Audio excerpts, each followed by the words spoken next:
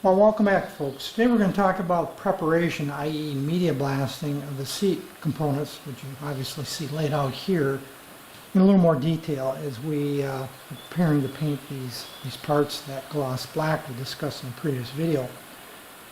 The weather still isn't really conducive to painting.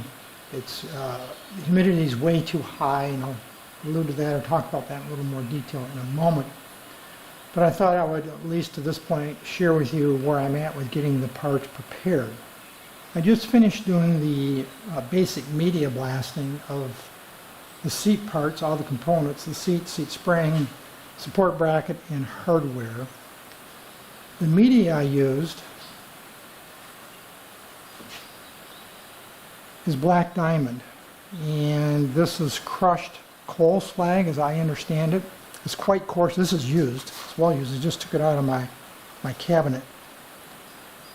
It's quite coarse, and it's probably my preferred media for this kind of work. This is a very aggressive kind of project, that is to remove the old paint. But this is what it looks like right here, and eventually I will have to replace it as it gets dull. And it does, in fact, get dull after being used. The individual grains lose their sharpness, and it just won't clean as well. But anyway, black diamond.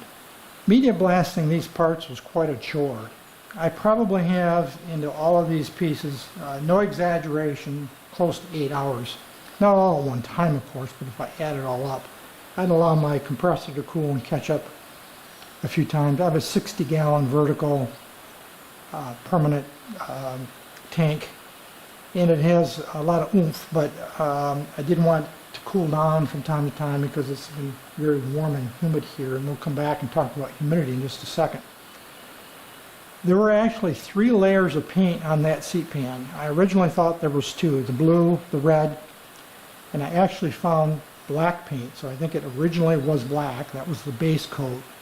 So I believe this did come off an N-series tractor originally, then was painted red somewhere along the way, and then was painted blue somewhere along the way. So I'd get 3 layers of paint off, and I'll show you a little photo here of a close-up of the paint.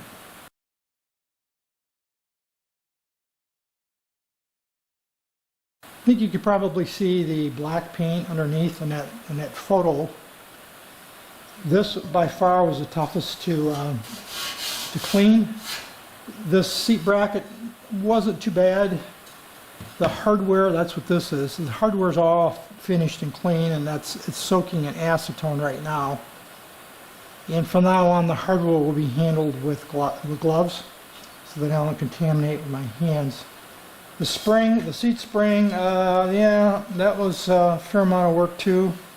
And by the way, I'm not completely done with all of these pieces. They will be touched up just before I go into paint, because there will be some minor surface rust that will occur because of the humidity in the air. It's very humid. It's been very hot and sticky. It is not painting weather right now. Even in the morning, the humidity, the dampness in the air is too high. And the seat pan was the big deal in terms of the effort. You can see here probably where I masked around the base of it where the primer was, because I didn't want to get media up underneath there and affect that primer that we talked about previous between this clip and the base. The stains you see right here are nothing but moisture stains. I just took this pan out of the glass cabinet, and it's early morning. It's usually when I do most of my video work. And the air lines that feed the cabinet are cast iron, and they were full of condensation. And even though I purged the air lines, and I have 2 water traps on the air lines, I still had moisture, and that's what this staining is. That will come out eventually when I do the final blast, but that's nothing but water. Speaking of moisture, I alluded to that I have cast iron lines that feed my plumbing, my air plumbing in my shop. Never, ever, ever, ever use PVC airline for airlines. I know people do it. They're asking for a major problem. It can be catastrophic If PVC fails under pressure, it goes off like a bomb and creates splinters. And again, I know people do it and they claim it's safe. It's not the code. I don't know of any jurisdiction anywhere in North America that allows PVC air plumbing for compressed air.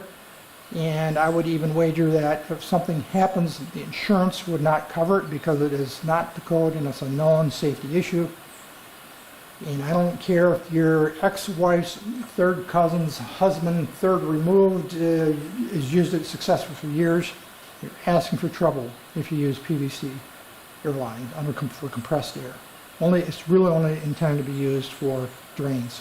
Anyway, so being cast iron, traps the moistures in spite of my efforts. So it's way too damp right now to paint. In fact, in the foreseeable future, for at least the next 4 or 5 days, it's forecast to be warm and humid. And worst thing you can do is paint when it's humid. Not only does it delay your drying time, but if you get water in your airlines, which I obviously do right now, in spite of my best efforts, it'll just completely ruin your paint job. So I've got to wait for 2 to 3 comfortable but dry days. Dry meaning humidity wise. We want humidity to get below 50% if possible. That's not going to happen in the next few days to a week or so, so it's going to be a little while before I can paint this. That's why I'm going to have to blast it again and do a quick once over in the media cabinet. You can see it's already starting to get a little surface rust right here, and of course get the water stains off, etc. So it'll be a few days before I can get around to painting it, and I'm going to replace the filters, the inline filters. Again, I have 2. I'll probably put a third on for the air spray gun, and have dry conditions, dry days, as well as I'll purge the lines thoroughly before I attempt to paint, because again, it will just mess everything up. But I did want to share this with you so you can see what it's starting to look like, and I won't do much more of these parts until I'm ready to paint, and then I'll go over these 3 pieces: the spring, the seat, and the back backrest bracket. There's the back side of that. That came out the best of the 3, actually, so far. Hardware I don't have to do anything with, but figure out how to support it when I spray it, and I have a plan for that. So that's going to be it for this video today, folks. I know it's a little bit of a short one, but I did want to keep you appraised of where I'm at with this project. My preference would be to be done with this, complete with this painting project. It's not that complicated, and it's drawing out a little bit only because of the weather that we've already talked about.